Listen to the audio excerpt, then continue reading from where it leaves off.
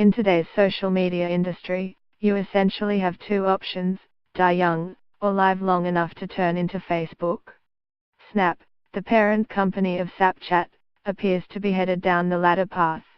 After a disappointing earnings report last week, which sent the company's stock tumbling by nearly 20%, Snap announced a sweeping strategy shift that contained more than a few hints of Facebook envy.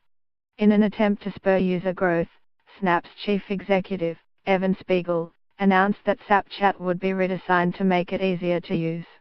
The app, which featured a minimalist design that appealed to teenagers while often perplexing their parents, will soon have a personalized feed that uses algorithms to show relevant stories to users, rather than making them sift through a reverse chronological feed. Twitter made a similar change last year, also under pressure from Facebook. Snap has also revamped its ad buying process to be more like Facebook's, with ads that can be purchased through an automated system. And it signaled last week that it wanted to expand its presence in the developing world, where Facebook is dominant. Only about 25% of Snapchat's daily active users live outside North America and Europe, compared with more than 65% of Facebook's users. It's hard to blame Snap, which declined to comment for this column, for going the Facebook route. Facebook and Instagram, which is owned by Facebook, have been trying to copy Snapchat out of existence for years, and they might be succeeding.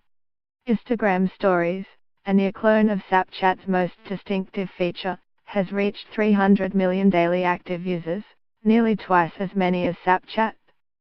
Facebook's enormous profits have given lofty expectations to investors in other social media companies, and its more than 2 billion users have made everything else seem small by comparison.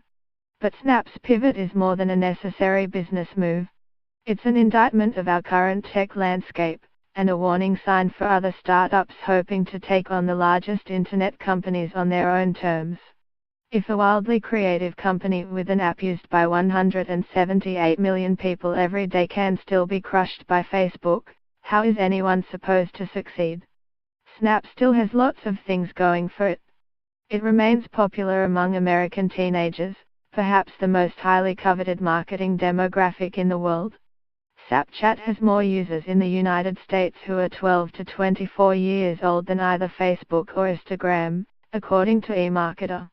It has also been able to buck Silicon Valley trends and introduce some truly innovative ideas, like the concept that not all digital communication should be permanently archived.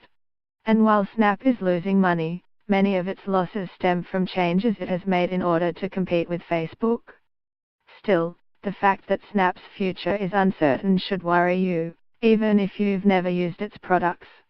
A world in which every successful internet platform is expected to behave like Facebook is a more boring, less innovative world, with no companies to challenge Facebook's vision of the future.